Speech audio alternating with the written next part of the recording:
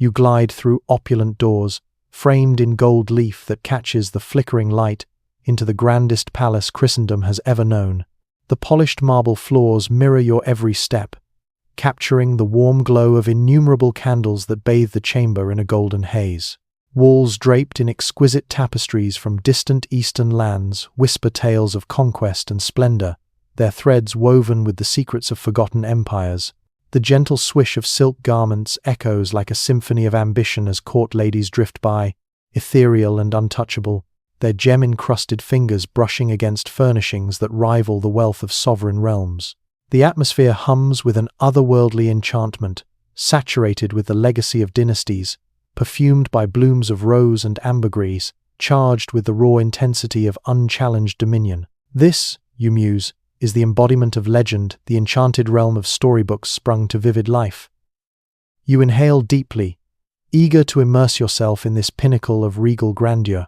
Yet, in that moment, an insidious aroma intrudes, a cloying sweetness valiantly battling something profoundly earthly and unyielding.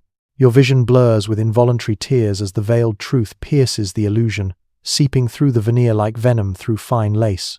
This is no polished fable from animated tales or lavish costume epics. This is the unvarnished essence of medieval and Renaissance monarchy, where beneath the sparkle of coronets and the majesty of embroidered vestments hid sanitary customs that would appall even the hardiest soul today.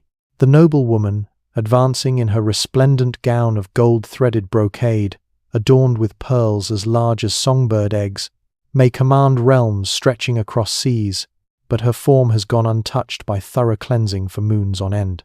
The courtier inclining in flawless deference, whose decrees sway empires and summon legions capable of razing metropolises, harbours beneath his finery a multitude of vermin sufficient to infest a hamlet. The attendant maiden, casting her gaze downward in modest restraint, dares not inhale fully, for the sovereign's exhalation could stagger a steed from a score of paces. Enter the authentic domain of the royal court, where authority reigned supreme yet ablution remained a rarity, where the mandate of heaven excused the offence of malodor, and the axiom that purity aligns with piety was deemed not merely erroneous, but perilously profane. You have ventured into an era where the mightiest women of the realm endured personal squalor that would dismay contemporary refuges for the destitute, where cosmetic regimens inflicted literal toxins upon the fair, and where the quest for aristocratic poise birthed ambulatory testaments to mortal anguish that defy comprehension. As we prepare to unearth these obscured chronicles of endurance and torment, if the veiled facets of bygone eras captivate you, I invite you to express your appreciation with a gesture of support and to join our fellowship for further revelations. Share in the discourse below your origins in this vast world. I am ever astonished that we commune across continents and centuries, bound by an insatiable thirst for the echoes of antiquity. 1. The ritual of the monthly immersion. The year is 1580, and you serve within the shadowed halls of Queen Elizabeth I Greenwich Palace. As the first light pierces the horizon, you are tasked with the most formidable duty in the realm, orchestrating Her Majesty's solitary monthly ablution. Indeed, but once each lunar cycle, the paramount sovereign of the era, whose treasuries could ransom realms, submitted to such rarity in bathing. Even this cadence was deemed perilously lavish by the learned physicians of the time. A score of attendants laboriously transport vessel upon vessel of heated water from hearths kindled ere midnight. The oaken basin stands ominous, akin to an instrument of ancient ordeal, cushioned with the purest linens to shield the imperial skin from splintered intrusion. Yet herein lies the commencement of genuine dread. Elizabeth applied Venetian Ceruse, a pallid veneer laced with lead each dawn, without effacing the prior strata.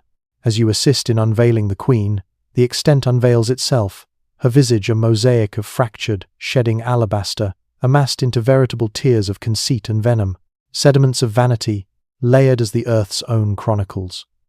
Upon immersion, the waters swiftly cloud, as accumulations of adornments, perspiration, and detritus from preceding moons dissolve.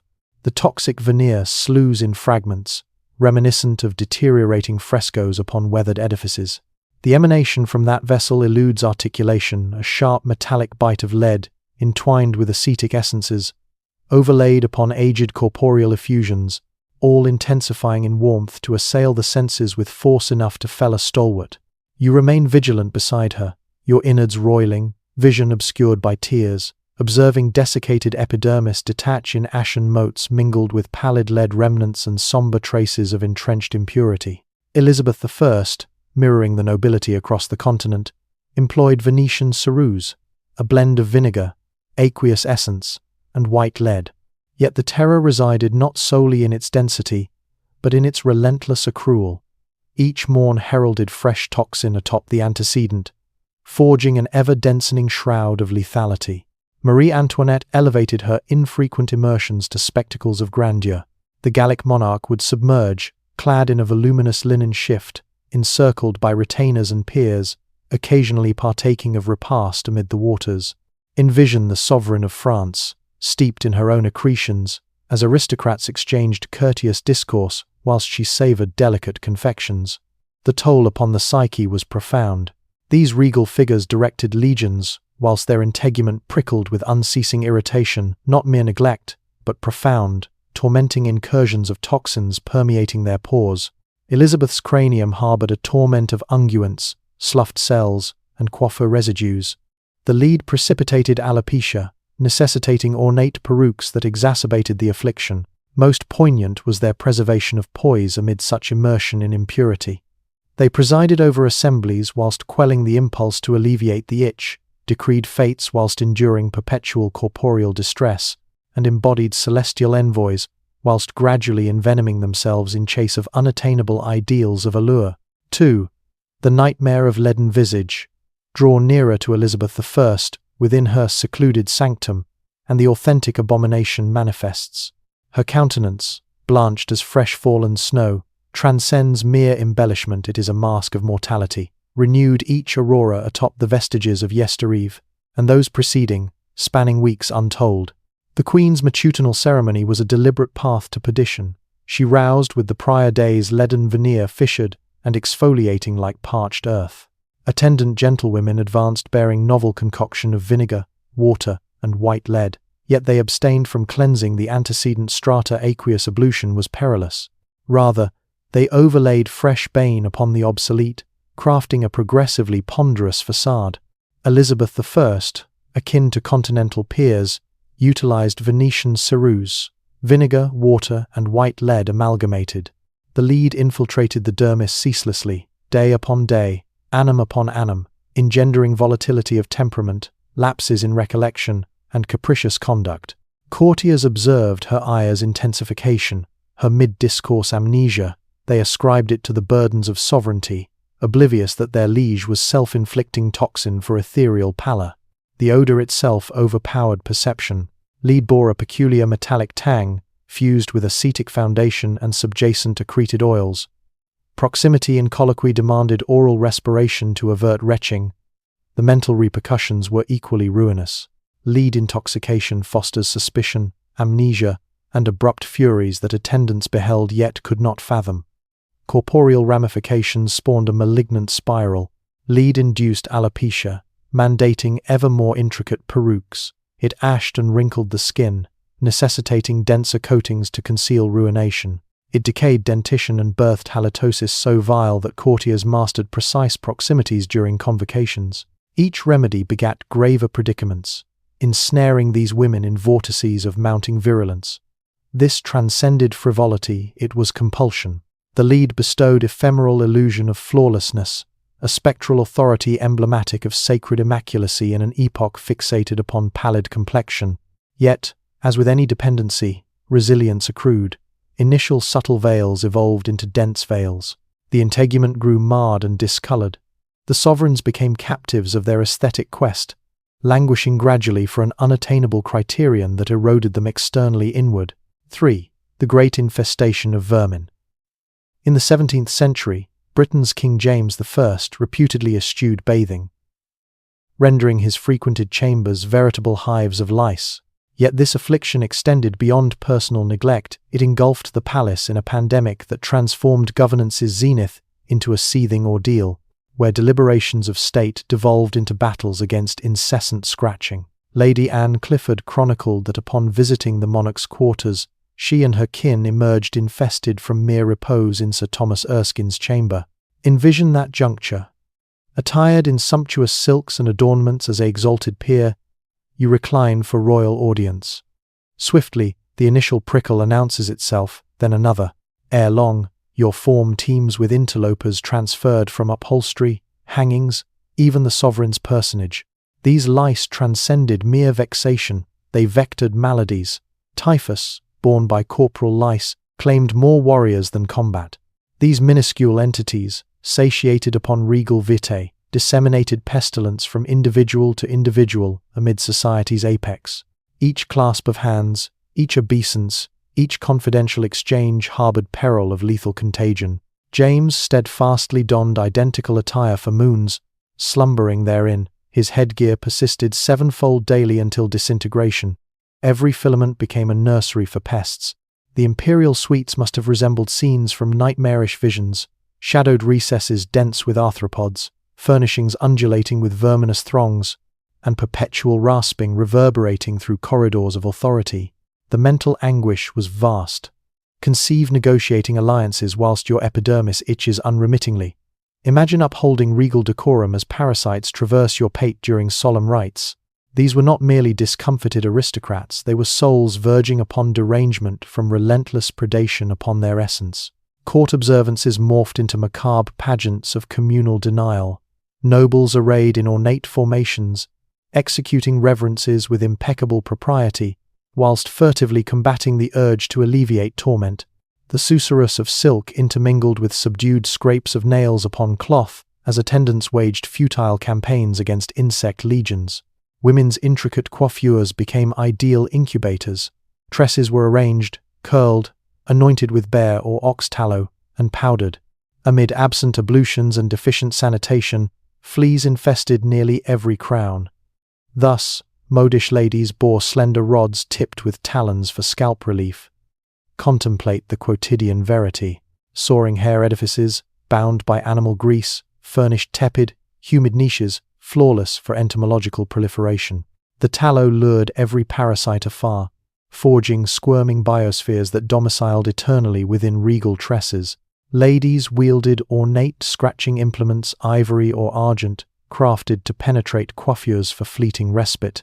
Yet the profound horror lay in its normalization. Court decorum adapted to the omnipresent pests, prescribed manners of alleviation, opportune moments for utensil employment, and intricate conventions for confronting the infested reality.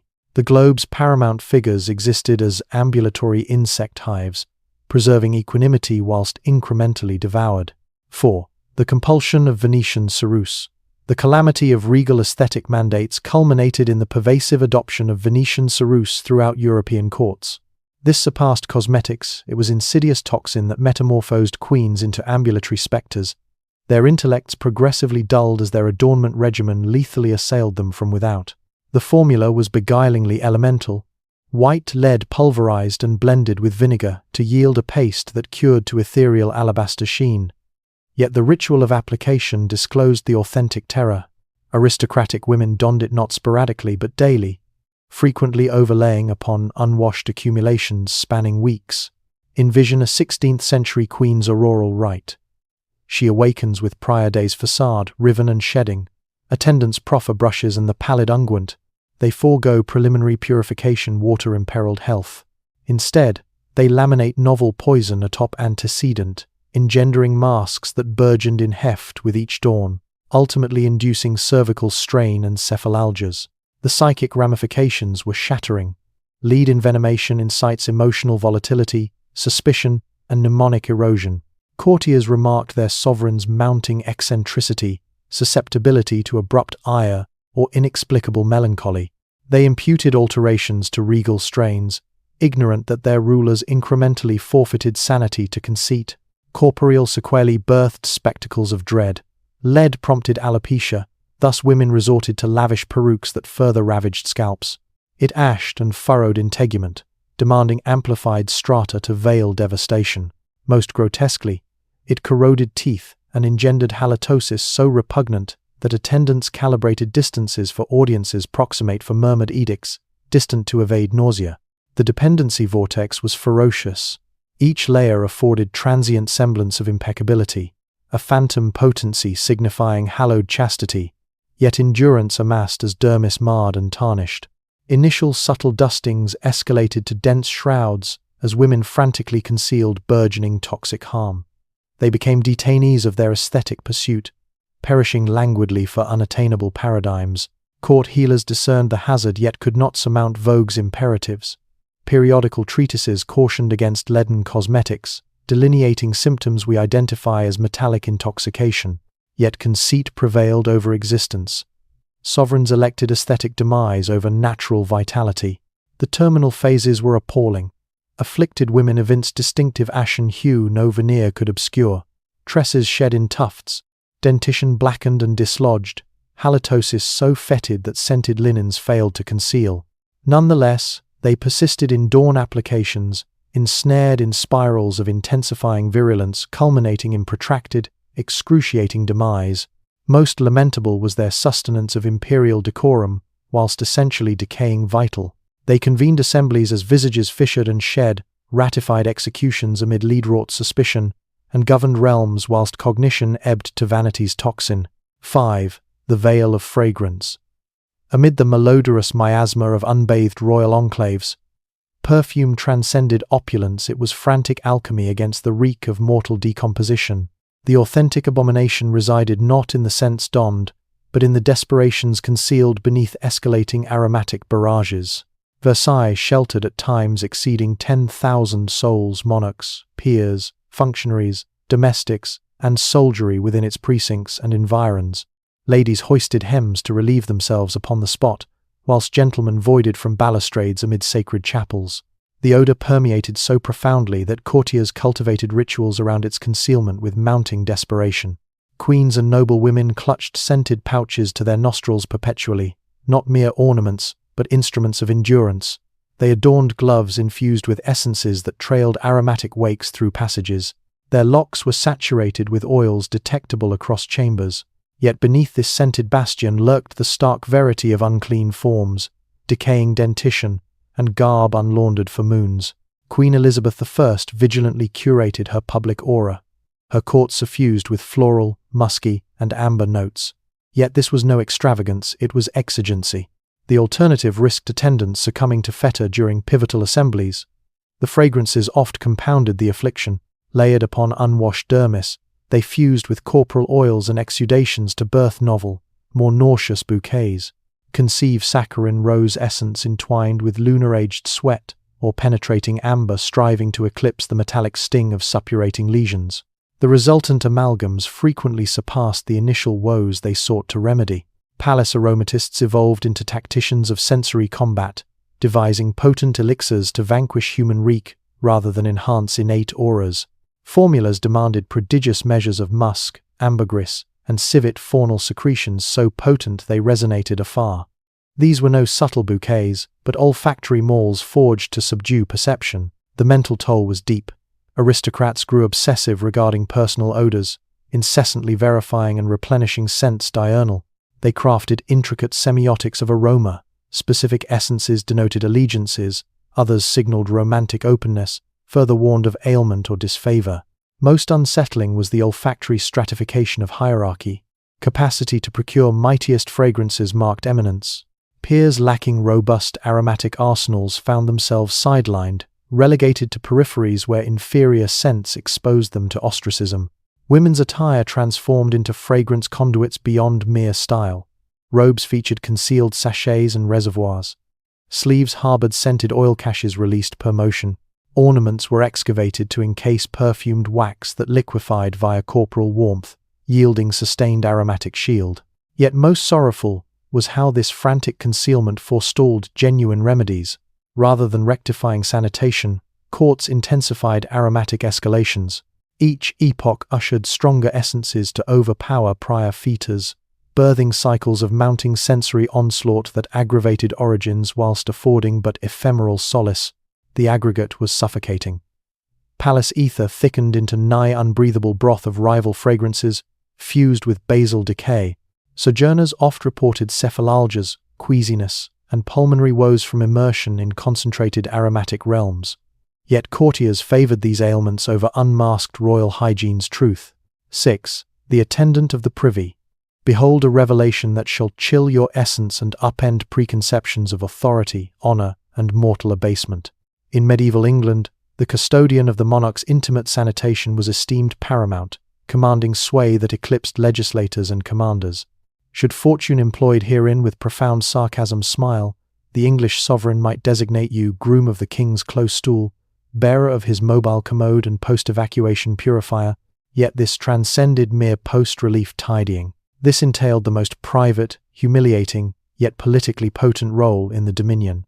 The groom managed the king's effluvia, cleansing his unwashed nether regions with coarse fabric or ungloved palms, ministering to his concealed functions whilst upholding the solemnity and rite demanded by palace decree. They served as living ablutionary for divinely ordained rulers. Envision the diurnal ordeal during a sovereign's tenure, who bathed sporadically, whose sustenance comprised vast carnivorous feasts fermenting internally, whose form teemed with contagions, ulcers, and afflictions to horrify contemporary healers. You arise each morn cognizant that soon you shall genuflect aft the realm's apex, expunging ordure from regions soap forsaken for moons, inhaling ether dense with regal intestinal emanations blended with suppurating sores and unclean flesh. The groom of the stool accessed the king's confidences, gleaning myriad palace intrigues. This custodian ascended to substantial clout, shaping edicts at zenith. No ignominy adhered to his lowly labours contrariwise.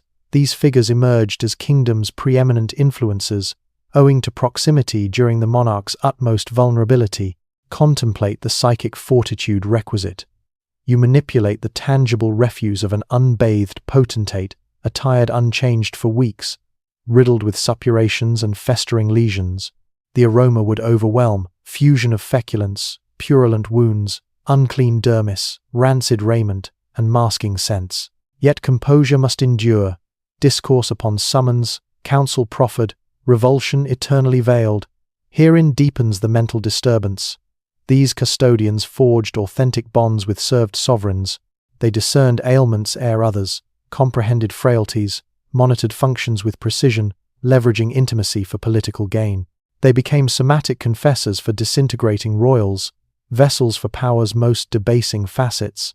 The king oft transacted whilst enthroned upon his stool, ordaining fates of multitudes amid chambers redolent of imperial ordure. Pacts sealed, conflicts ignited, condemnations issued in environs steeped in feculence. History's pivotal dialogues transpired as one expunged another's unclean posterior.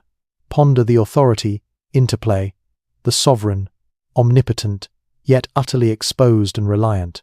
The groom cradled the king's ease and honor manually. This somatic insight became currency for policy sway, restricted law access, and coalition forging. The role oft hereditary, birthing lineages of privy attendants amassing fortune, estates, and sway across eras. These clans guarded royalty's intimate arcana, not mere politics, but physiology, which monarchs endured chronic flux, hemorrhoidal bleeds, agonized evacuations from untreated maladies. Most disquieting was normalization of dignity's utter erosion in power's service. Youth vied for waste-handling honor as courtly apex. Kin aspired their progeny selection. Society warped such that managing another's feculence signified distinction over debasement.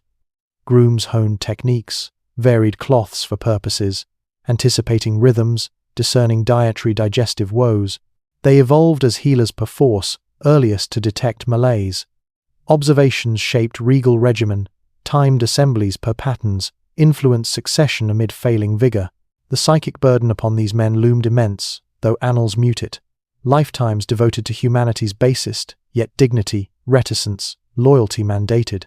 They knew sovereigns' forms beyond consorts or medics, yet silenced eternally.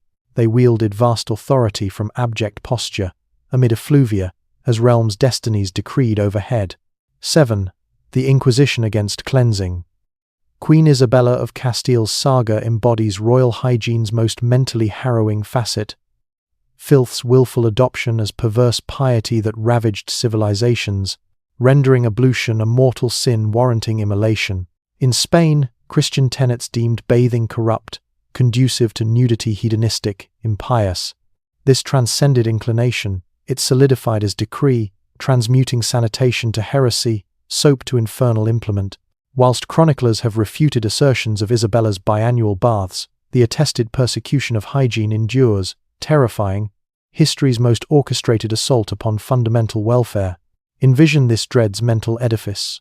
In 15th century Spain, the paramount sovereign proclaims bodily washing rebellion against divinity. Ecclesiastical authority, Regalbacht, Acer clean der mes évidences ethical rote, Dirts excision érode celestial favor. Clerics sermonize how Filth's endurance approximates Christ's crucifixion torment. Post-Granada conquest, Spanish Muslims forfeited faith for survival, and ablutions too. Isabella and Ferdinand raised hammams, forbade bathing rigidly. This surpassed conversion, it annihilated a culture's dignity and vitality. Conceive the psychic ordeal. As Muslim under Christian yoke, your diurnal purifications, faith's pillar and hygiene's core, become capital felony. Inquisitors scoured domiciles for ablution traces. Soap possession, pristine garb, or facilities could doom to pyre as apostate. Facial cleansing evinced clandestine Islam, imperiling kin. The Inquisition refined detection, monitored water consumption, probed laundered attire, interrogated neighbors on washing suspicions. Offspring urged to denounce parental baths. Domestics carried masters' habits. Society morphed into vigilance web against purity.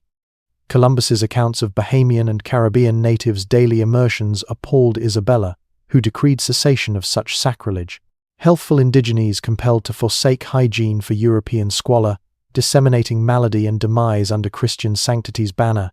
Envision contact. Fetid, disease. Laden conquistadors encounter ablution, practicing natives healthful for eons. Rather than emulate, Spaniards decried demonic, demolished cleanliness infrastructures. Indigenous psyches shattered, witnessing European plagues ravage whilst barred from protective rites. Progenitors beheld offspring perish from preventable ills, as clerics proclaimed filth's suffering divine mandate.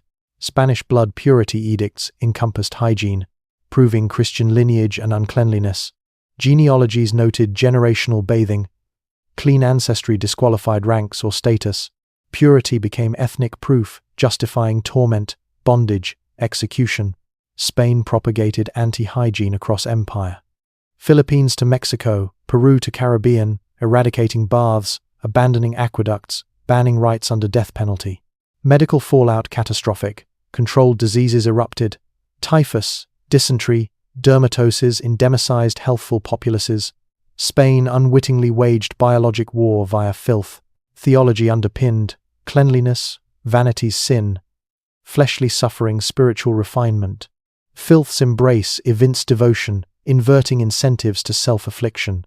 Spanish courts became arenas of rivalrous torment, enduring longest sans bath, utmost odor, grandest infections and vermin.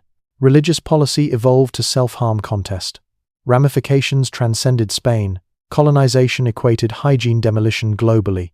Sophisticated knowledge suppressed, lost. Civilization's hygiene advancements forsaken for millennia. Tragically, this reversed progress. Whilst Islamic, Asian, indigenous refined health, European Christianity regressed, ideologizing cleanliness, sin, suffering, virtue. 8. The deception of the milk bath. Behold a tableau of grotesque faux benevolence, unveiling royal privileges' warped mentality. Countess Platon of Hanover reclines in a vessel brimming with tepid milk, her frame convulsed by what annals term a grievous affliction, assuredly syphilis or venereal scourge decimating nobility, as if celestial vengeance for libidinal excesses. This scene eschews luxury. It depicts a form so ravaged that dermis weeps ulcers, infection-eroding features, breath redolent of putrefaction. The milk immersion serves not vanity but palliation for integument ablaze internally, fleeting respite from venereal agony's ceaseless fire. Whilst afflicted, the countess bathed in milk, then charitably bestowed the tainted fluid upon the indigent. This act's mental brutality staggers, evincing callousness, defying comprehension. A diseased entity, contagious by proximity, elects milk submersion, then conveys contaminated sustenance to famished serfs as purported piety. Envision impoverished kin receiving this boon. Famine grips, progeny wasted, chill encroaches, sustenance scarce. A noble emissary proffers seeming manna, fresh milk, life's bulwark, gratefully accepted, perhaps with orisons for the countess's munificence, unaware of microbial taint from her effluvia. Invisible pathogens now infest the elixir destined for offspring. Ignorant that charity vectors palace infection to hovels benefactress's largesse a veiled execution, the countess doubtless deemed it Christian obligation. Her syphilis-clouded psyche viewed surplus sharing virtuous, heedless of fluids pollution. This exposes nobility's profound detachment from humanity pervading courts. Her ease superseded multitudes' existence, infecting innocents morally negligible. Peasants' lives paled beside her alleviation, yet this isolated not. Systemic contagion from diseased elites to governed masses, analogous generosities propagated demise, victuals by afflicted culinarians, garb from infected peers, sacrament wine by ailing prelates, even coerced liaisons, royal courts unwitting biologic arsenals, disseminating via populous interactions, nuptial feasts sharing sustenance with throngs, rites where tainted clergy proffered elements, public bestowals of blessed, infectious artifacts, recipients' psyches devastated upon truth's dawn, praising generosity as progeny succumbed, realizing virtue masked homicide. This motif recurred generational, unlearned. Annals detail parallels, nobles donating tainted provisions, garb, livestock, nobility incapable or indifferent to contagion's reach, ignorance abetted, but deliberate oversight coequal, physicians' advisories ignored when clashing vanity or ease. Charitable guise outweighed health, even amid mass demise. Christian benevolence corrupted, giving as lethality, virtue as biologic assault. The countess perished, deeming her life generous, oblivious her kindness slew more than malice. 9. The horror of the coiffure. Royal women's ornate tresses transcended vogue. They were nomadic biospheres of squalor, rot, and vermin that would provoke instantaneous revulsion and flight in contemporaries. These vanities' pinnacles were biologic cataclysms, transmuting crania into vermin nurseries, feasting upon regal flesh whilst hosts preserved serenity publicly. Tresses combed, curled, greased with bear or ox tallow, powdered. Amid absent ablutions and hygiene's dearth, fleas crowned nearly all. Ladies bore clawed rods for relief, yet this skims the coiffure care's authentic dread in medieval and Renaissance epochs.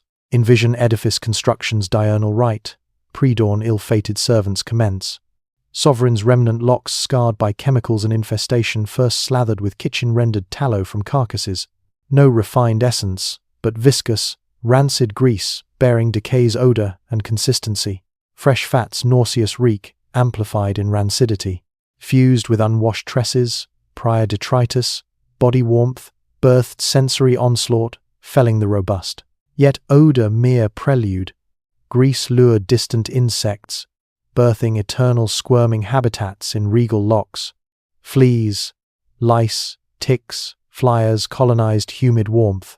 Not transient permanent resident, breeding colony rendering heads verminu metropolis.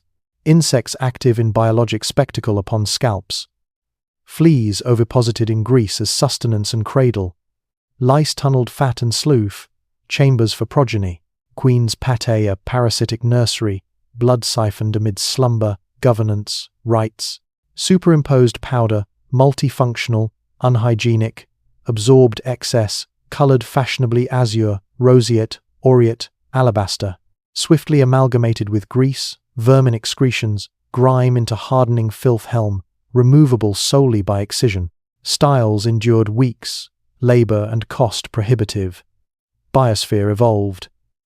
Deceased insects, nourished scavengers, forming trophic chains predators, prey, decomposers in confined crania. Psychic toll eclipsed corporeal. Composure amid ceaseless verminous activity. Special picks jeweled ivory or argent discreetly alleviated itch and crawl. Conceived diplomacy amid scalp erosion. Regal poise in rites as insects traversed brow and nape. Women smiled, assented, discoursed whilst battling to rend coiffures and claw bloodily. Structures 6 to 8 hours erected, 2 to 3 weeks sustained. Underneath matted, vermin paradise. Some incurred eternal alopecia from weight and activity. Others chronic infections birthing ulcers luring more pests. Emanations so potent, courtiers coded positioning, upwind, oral breathing, scented cloths for relief. Disturbingly, horror normalized, lauded as Vogue's apex. Elaborate styles supported more vermin, odors, elevated status, competition for towering, complex, infested sculptures, health crisis as fashion rivalry for kingdom's foulest crown, construction imperiled servants, shifts against stench, vermin causing nausea, ailments, infections, tools for insect evasion, swift completion, tragically women cognizant yet ensnared by pressure, letters express revulsion, itch, simpler yearnings, trapped, appearance over health, ceremony over ease, vogue over dignity. 10. The catastrophe of Versailles. Royal hygiene's ultimate nightmare unfolds at Louis XIV's Versailles, where the Sun King's court centralization birthed Europe's most insanitary enclave, a realm so vile that contemporary waste facilities appear paradisiacal, exceeding 10,000 monarchs, peers, officials, domestics, officers dwelt therein, amassing waste, malady, decay, defying sanitation, transmuting world's fairest palace to gilded abyss of inconceivable scale. Despite splendor, existence mirrored urban slums. Ladies relieved hems hoisted, gentlemen from chapel rails. Not exigency norm in overpopulated edifice sans adequate privies. Envision traversing fame's palace, aureate walls candle, gleaming, masterpieces adorning, mirrors infinitely luxurious. Yet souls splash urine soaking opulent rugs, trickling perpetual in corridors as courtiers void arbitrarily. Waste's reek mingles perfume in nostril searing, tear-inducing nightmare. Historian Tony Sporforth notes Marie Antoinette once bespattered by window-tossed excrement in courtyard. Envision France's queen, silken, jeweled, palace, strolling as ordure cascades upon gown. No anomaly Versailles quotidian, window disposal standard sans alternatives. Infrastructure overwhelmed Sun King's hubris. Court perpetual, populace exceeding design. Latrines leaked bedrooms below, pipes corroded poisoning kitchens. Conceive sovereignty with sewage dripping banquets. Psychic strain. Dignity amid civilization's facade in torment overwhelming. Royal progeny rooms unsafe. Future rulers navigated waste puddles, played in fetid ether. Odor indescribable. 10,000s daily effluvia, primitive systems overflowing excrement, unclean bodies, rot, wounds, perfumes in toxic miasma. Inhalation willpower's feat, deeper psychic horror, civilization's core, achievement's peak, divine order's emblem. Envoys witnessed sophistication, found waste wading, negotiating with unbathed, halitotic hosts. Courtiers adapted, safest zones, waste warnings, avoidance gates, positioning strategies, breathing techniques. Etiquette accommodated cesspit, relief protocols in audiences, urination sites in rites, waste, ceremony resolutions. Sophistication adapted to peasantry horrifying conditions. Gowns mobile waste. Layers absorbed. Distributed contamination via movement. Fashion sewage dispersal. Children normalized. Filth as reality, culture shock sans it. Health fallout. Fecal diseases. Endemic dysentery. Typhoid. Cholera ravaging. Physicians blamed air, sin, divinity over sanitation. Staff endured toxic labor, cleaning amid hazards causing ailments, chronic from waste exposure, service inescapable. Tragically, Versailles modeled Europe. Monarchs replicated magnificence as disaster, birthing unsanitary networks. Louis's psyche profound, glory's monument his daily prison. Same ether, reek, degradation. Power's pursuit inescapable cage admission undermined authority. Disconnect mythology reality fueled revolution, superiors as waste-caged beasts. As we retreat from these harrowing royal glimpses, one verity endures. Pristine royalty's fable mere construct by unexposed. Not soiled in finery but ensnared in self-wrought biologic nightmares. Vanity, tradition, pressure, birthing torture. Queen's victims, appearance over health, ceremony over comfort, status over dignity.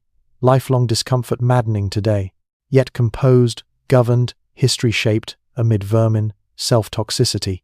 Upon concluding, recall these obscured sovereigns in modernity's purity. Beneath regalia, mere mortals birth trapped in discomfort unimaginable, sustaining humanity amid bodily betrayal till death's release from filth's gilded confines.